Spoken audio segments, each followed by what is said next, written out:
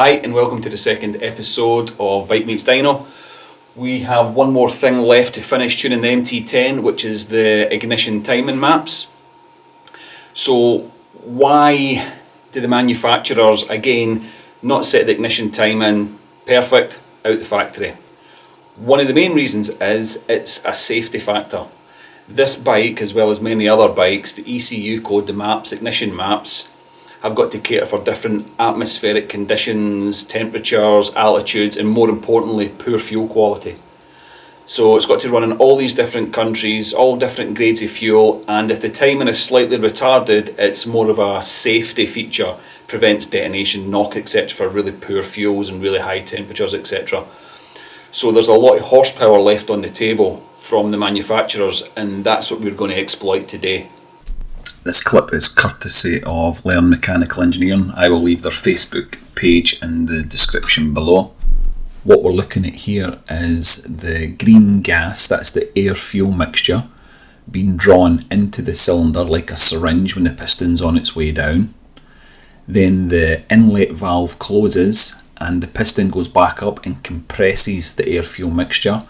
That's then ignited with a spark plug, which causes a pressure spike, and then that pressure spike pushes the piston back down again.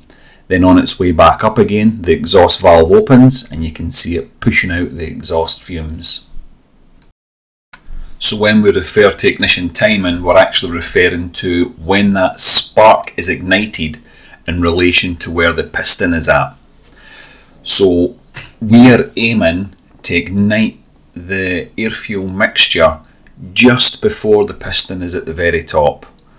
The reason we want it just before the piston is at the top is when that is ignited, it takes a few milliseconds for that pressure spike to build and then push the piston back down. So we want maximum pressure when the piston is probably about 15 degrees after top dead center. That would give us the maximum torque. If you fire the spark too early, then that pressure spike will build up before the piston is at the top, and that can cause serious engine damage. It would be like having a hammer and smacking the top of the piston while the piston is on its way back up. It's called knock or detonation. You can really destroy an engine really fast. If you fire the spark too late, then you're losing a lot of power and you can cause a lot of excess heat in the combustion chamber and in the exhaust system.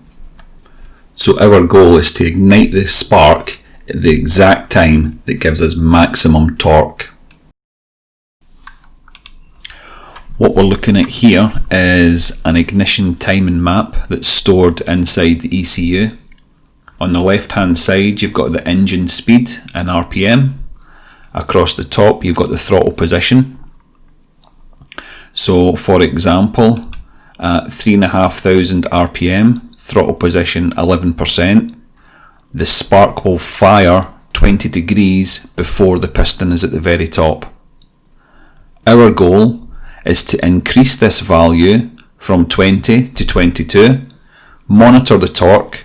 If the torque has improved, we know the engine is satisfied with that value, then we can add a further 2 degrees, monitor the torque, make sure the engine is satisfied.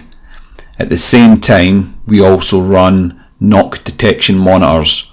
This just ensures that we never fire too early and cause detonation in the engine. We will rinse and repeat that process for the rest of these cells.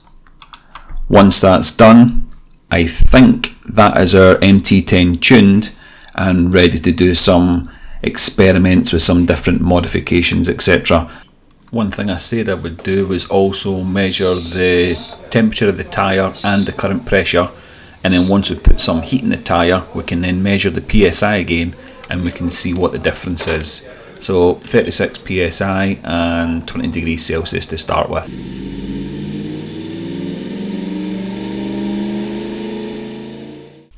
So whilst I show you the demonstration, what to do is keep your eye on the ignition.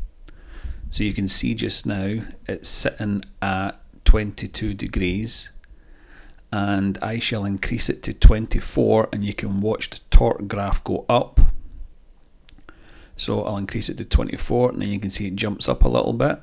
Then I'll change it to 26, and we can see it jumping up again. And then I'll show you in reverse. From 26 I'll go to 24 again, and you can see the power dropping. Then I'll go to 22, and you see the power dropping again.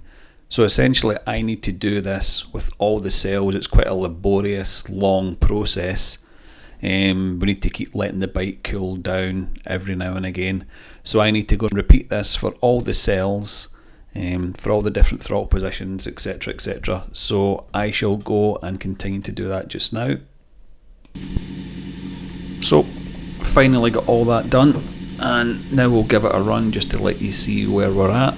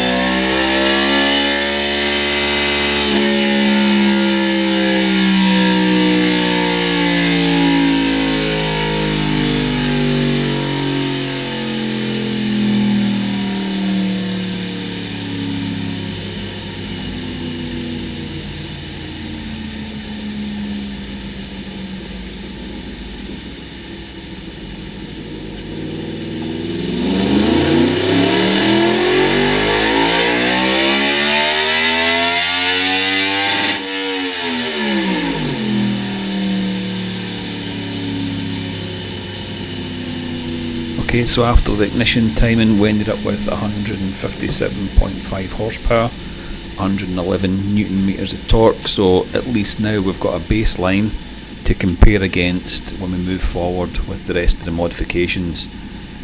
So we've so far done the ignition timing, the throttle maps, the fueling, the acceleration enrichment, pretty much everything we can tune we've tuned, and we've got everything absolutely spot on. So really happy with the current baseline, and this is a good stepping stone for going forward. So if you remember at the start of the video we done the temperature, which was 20 degrees C and it was 36 psi. So now we're at 58 degrees C, so we went up about 40 degrees C, and PSI is sitting at 41, so we went up 5 PSI. So just before we finish this video, I'll just run through some of the other options we have in this software that we can change on the ECU. So the first one is ECU mode, so we've got options between EU and AU, or US and Canada. Essentially changing that just disables the immobiliser. The next one is the fan temperatures, so we generally always kick it down 1 or 2, just so as the bike runs a little bit cooler. The next one is top speed limiter, that's quite self-explanatory, you can disable the top speed limiter. The next one is the exhaust valve, so this is the valve that sits just behind the catalytic converter. So if you decat your bike and you remove that exhaust valve, you can disable this exhaust valve. The next one is the O2 sensors, so essentially ticking that allows you to unplug and remove and disable the O2 sensors. The disable fuel cut, that's essentially when you back off the throttle, give it no throttle, the injectors will still remain powered up, which makes it a little bit easier to transition from on and off throttle. So we generally keep the fuel cut disabled. Steering damper, that will be for the MT10 SP, to disable that. The front wheel speed sensor fault code, so you have probably all experienced maybe the bike being on a stand and you've spun the back wheel while the ignition's on and you get the fault code up. Well, this effectively will just disable that fault code from coming up. And disabling the pay air, so that's the pay air injection. If that's ticked, then it's disabled and the pair valve will remain closed all the time. So essentially, if that's unticked, the bike's decatted, etc, etc, you'll probably get lots of pops and bangs, but by ticking this, it will keep that valve closed and therefore reduce the pops and bangs.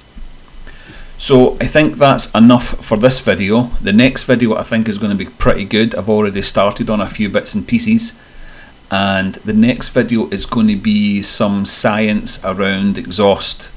So we're going to play about with different exhaust lengths and what they do to the bike in terms of power. So we'll try and move the torque curve on different areas of the bike. So if you want to see that one, just subscribe and I'll try and get it out maximum 1 week from now. So that's it for now. Catch you later. Bye bye. So that's our MT10 mapped. Good horsepower, it's a cracking map, super happy with it. That's a great baseline for us to move forward. In the next video, I've already, as I said, started with recording some footage and trying out some different things, and it's going to be playing with the exhaust and the science of the exhaust. So an exhaust is not just a pipe to get the poisonous gases out of the combustion chamber and out into the atmosphere. It's a lot more complex than that, and we'll experiment and show you a few different things and see what effects we can have by changing exhaust lengths, etc. So stay tuned for the next video.